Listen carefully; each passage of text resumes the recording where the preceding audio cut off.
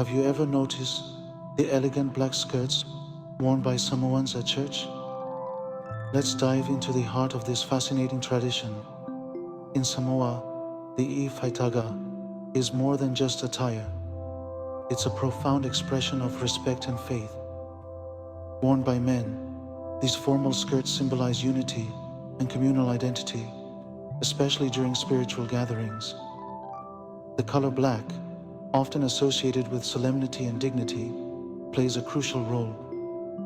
In many cultures, black signifies formality and the seriousness of an occasion. For Samoans, wearing black during worship reflects their deep reverence for the sacred space and the communal act of worship. But there's also a practical angle. The Ai Faitaga is tailored to suit the tropical climate of Samoa, being both comfortable